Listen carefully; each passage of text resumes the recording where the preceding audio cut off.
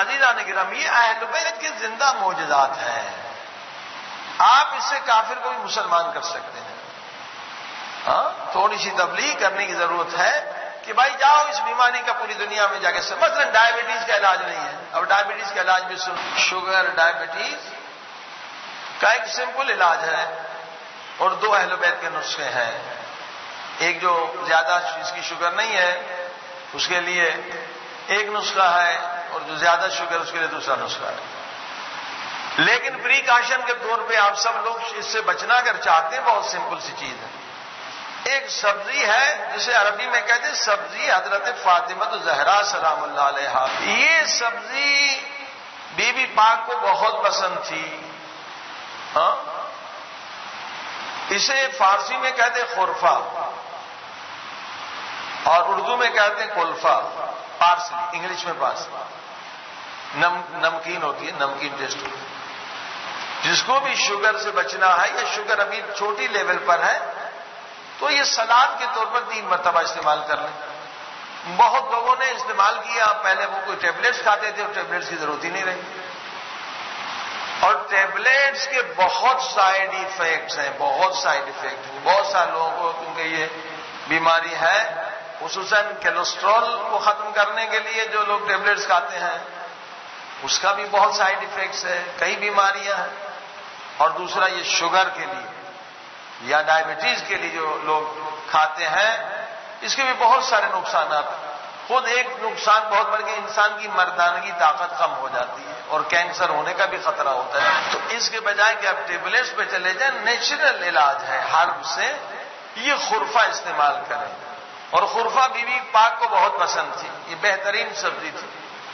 تو اصلاً ٹیبلٹس کی ضرورت ہی نہیں ہوگی اگر آپ خرفے سے ٹھیک ہو گئے. اگر اس سے نہیں تو دوسرا نسخہ ہے عدس الملک. اب وہ بنایا جاتا ہے، وہ انشاءاللہ قرار ہے کہ یہ ساری دوائیں آپ کی خدمت میں پہنچ جائیں یہاں تاکہ ان کیمیکل سے آپ بچ جائیں. لیکن جس کو بہت زیادہ ہائی لیول شوگر ہے اس کے لیے اہل بیت کا نسخہ مرکب چہار. ایک صحابی تھے امام کے، اس نے چھوٹی سی کتاب لکھی، اس میں تقریباً 10 دوائیں لکھی اور امام پاک کے پاس لے کر آئے اور امام نے دیکھا اور سائن کیا کہ یہ بالکل صحیح. امام نے تصدیق کی کہ یہ 10 کے 10 نسخے بہت بہترین ہیں. یقین جانیے اگر یہ 10 نسخے مومنین کے پاس آ جائیں تو ساری بیماریاں آپ کے گھر سے نکل جائیں. ان 10 نسخوں کا کمال یہ ہے، مثلا جو ایک نسخہ ہے نسخہ جامع، یہ امام علی رضا علیہ السلام کا نسخہ ہے.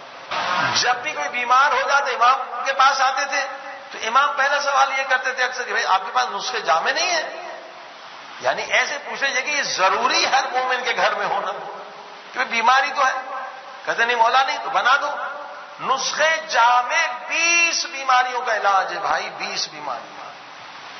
کڈنی کا اسٹون 3 دن میں نکل جاتا ہے، بعض کا 1 دن میں نکل جاتا ہے. نسخہ ایک ہے، صرف پانی بدلتا ہے. دیکھیے یہ ہے معجزہ.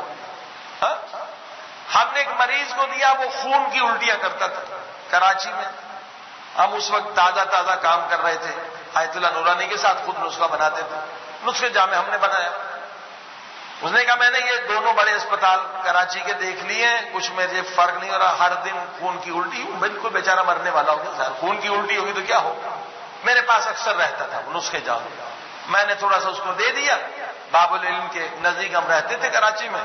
وہ تیسرے دن آ گیا کہ مولانا معجزہ ہو گیا، میری خون کی الٹی تو پتہ نہیں کتنے سے بالکل بند ہو گئی، خون کا آنا بند ہو گیا، کھانسی رک گئی.